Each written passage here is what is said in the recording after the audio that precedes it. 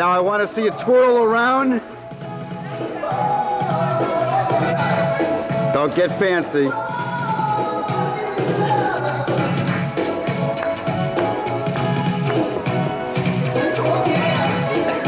Nothing to it, eh? So Bonnie, how you doing? This is fun. What? Yeah. This is fun. There she goes, ladies and gentlemen. 30 years since she's been on ice. 3-time U.S. skating champion. She never was.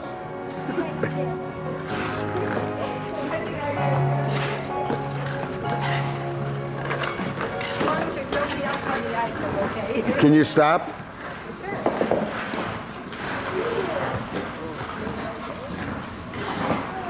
This is really exciting film.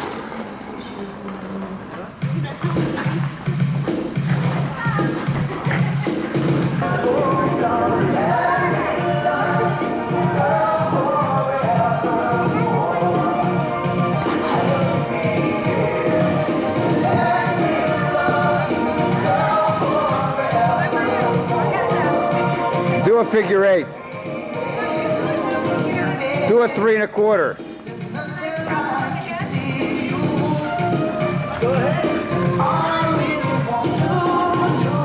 That was Bonnie and I.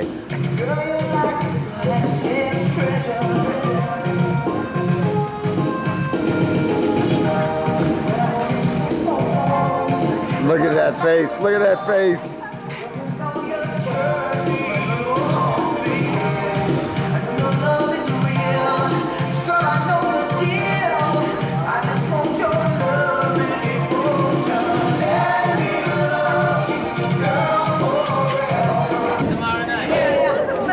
News at 11? Okay, this is called Froom Bowling. Froom Bonnie the Junk. Okay, here we go.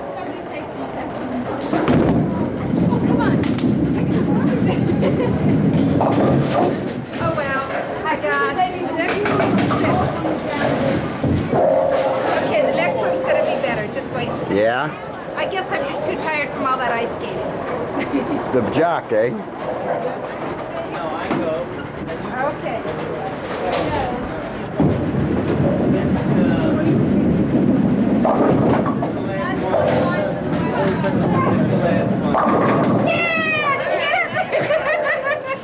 I don't believe it. I've been doing that all night.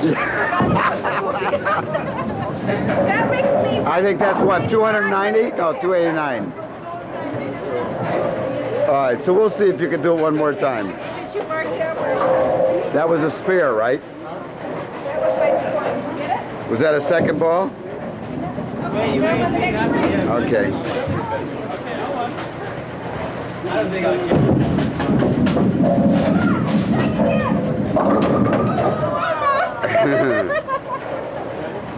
Not bad. Well, I clubbed it once. There it is, ladies and gentlemen.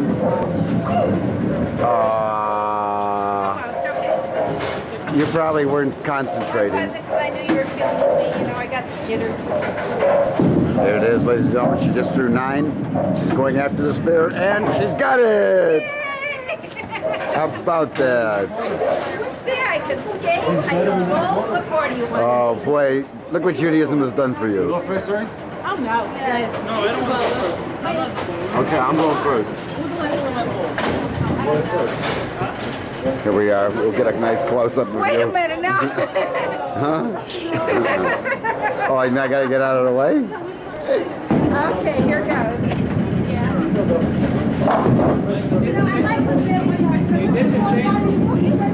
Oh, shoot, that was on my spare. Okay, I'm having so much fun. Now I'm playing.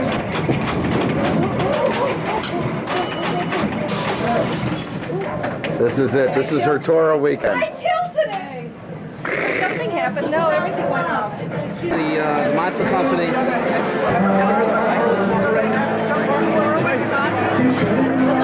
Hello, we can't hear. The Horowitz Margaret Matzah Company. It's a very famous matzah company. And, you know, they're like a Jewish family. Like, you might say they're still coming over on the Mayflower. So it's very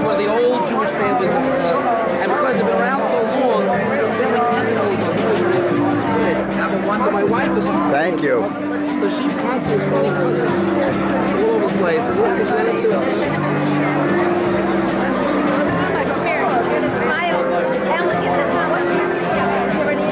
Hi, Nakama. Where? Show me your chin. And where's the Jello? Got the Jello? No mouthful of Jello this time?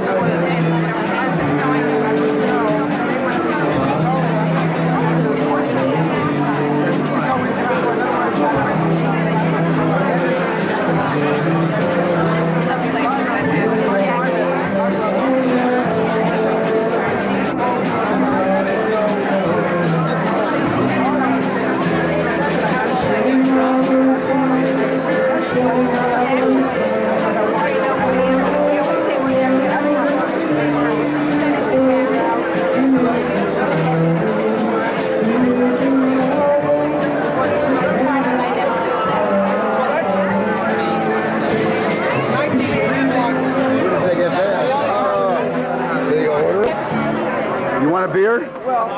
You want a beer? themselves unable to find such a position. A complete rethinking of one's lifestyle, a complete rearrangement of one's own value system. And in spite of what the economists and the president say, the end may not be in sight, and it may not be here for quite a while, and even if it comes, we hope, years Hashem, the economy improves, it may never get back to those wild 6-7 years, where really anything went and it didn't make any difference. I think that, again, this is the idea of family. Family is a safe haven in time of trouble. If the family unit can be kept together, I think that it can very easily be explained. Listen, we don't have the money to do this and this anymore. But we do have our family, we do have our health, and we do have what we have, and we're going to try and do what we can. I think that that's much more reassuring than to see people who continually get themselves into greater and greater debt and trouble to try and maintain a lifestyle that they really are no longer able to maintain. And it gives children, and it gives neighbors, and it gives the community a false sense and a false perspective, which is very self-defeating. I think that's part of what Dr. Tversky mentioned when he said that we don't like to tell our troubles, we don't like to share our troubles, we don't like to admit them to ourselves. Well, money is also a trouble. I'm embarrassed. We live in a society where people many times rent very expensive automobiles because they want to make an impression. They say it's good for business, etc. But eventually all of that catches up with us. And when it catches up with a vengeance. So again, how does one deal with it? I think one has to deal with it honestly. One has to deal with it as a loving and concerned parent. And one has to provide a support system. But a support system is not money. Throwing money is not a support system. And to support people ad infinitum at a level of life that is unjustified, it really does no favors to anyone. My opinion.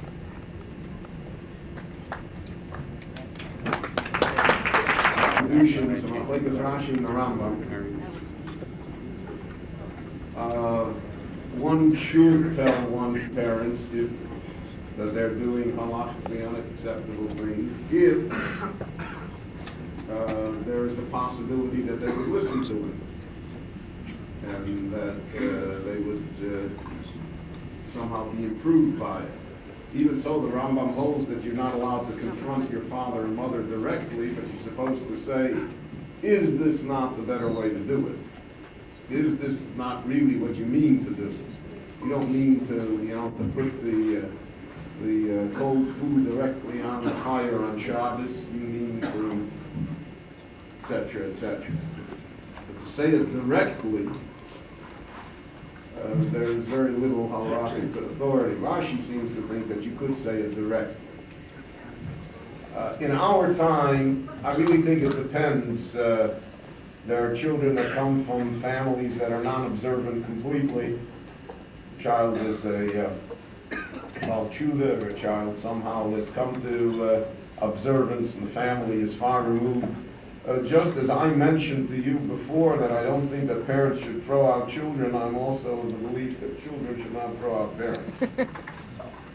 And that you have to hang on, as painful and as difficult as that may be. And that therefore that's all in the mix. You have to decide on all of these things. The Gemara in Brocha says that a person should be careful that he should not kick his father or mother. I never understood what it meant, the word boeg, to kick God, kick his father and mother. I had that experience once, though, at a wedding that I was Masada Kedushin for, and the son was a Ben Torah who had attended the great yeshivas in Eretz Yisrael, and was a big Talmud Chacham. He harbored tremendous resentment for one reason or other against his parents, who were far from being a family of Torah.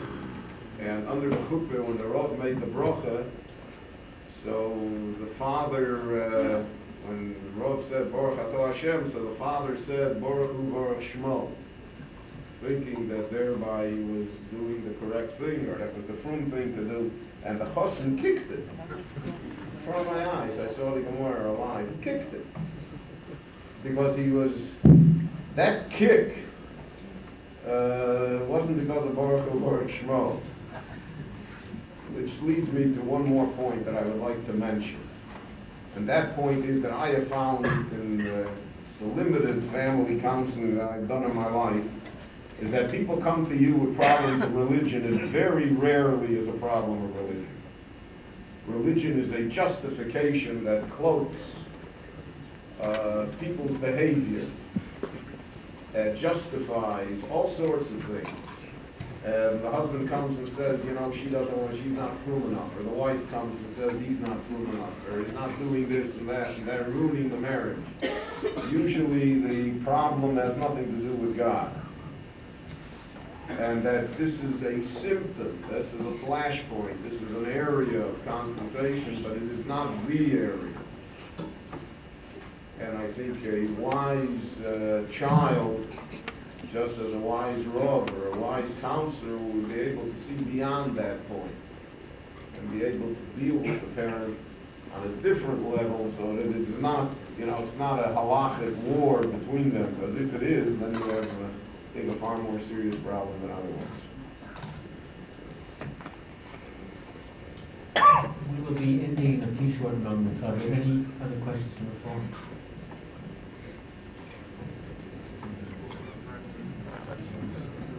There's one over Hello, please. Thank you.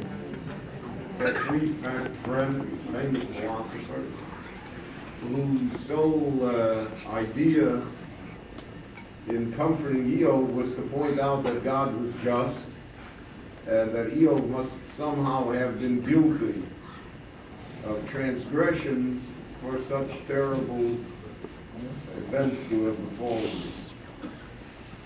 Eov correctly rejects not only their statements, he rejects their friendship.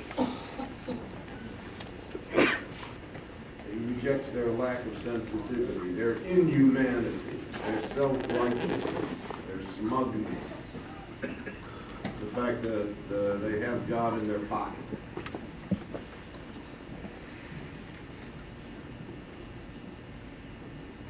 The Chofetz Chaim writes in one of his Svarim, he said that a Jew has to have emunah, faith. So he said, emunah presupposes doubt. Because if there is no doubt, then there's no necessity for faith. The word emunah, faith, belief, is based upon the fact that we all have doubts. And that the doubts are recurring. And Rabboni Shalom, in drawing up a world as he has drawn it up, has provided us with a great deal of room for doubt. Rabbi Tversky mentioned the Holocaust. You know, I'm always spoiled from the Jewish people. I just can't believe it. You know, there still are Jews in the world? Still are Jews in the world if they're willing to do it? Think about it. You're willing to circumcise your children?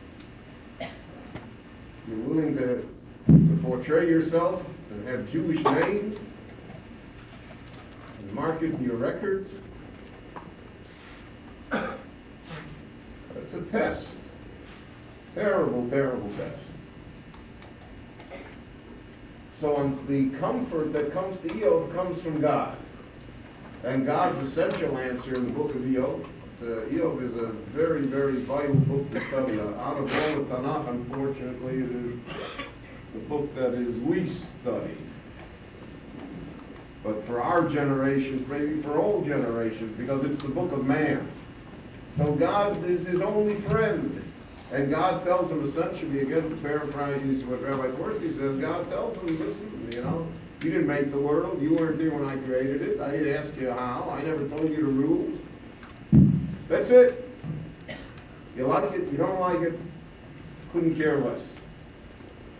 But you want to do business with me or not, Eov? What do you say about me? So Eov says in his famous posuk, Hein yaktileni lo ayacheo. God, even if you come to kill me, I will pray to you. Can't shake me. Oh, so God says, you're my customer. Okay, now you understand. And therefore, the book ends on a triumphant note, not because any of the pain and suffering has been erased, not because his daughters and sons have been restored, not because it didn't happen, everything happened. And not because he has any answer, he has no answer at all. But the triumph is that he has accepted his role in the relationship of God and man. And that's probably the most that we can hope for, the most that we can expect, is that we should play our role. Rabbi Shalom has set up the delineations of that role. And in essence, that is the entire struggle of life. I want to take this opportunity again to publicly thank my dear friend and our teacher and mentor, Rabbi Dr. Avon Yeshua Heschel Tversky, for being with us. He and the Rebbetzin are leaving early tomorrow morning. He has a lecture in St. Louis tomorrow. And I want him to know how appreciative everyone here is of his presence and his words and his inspiration. And he should continue to So here we are looking at Ellis Island. And this is where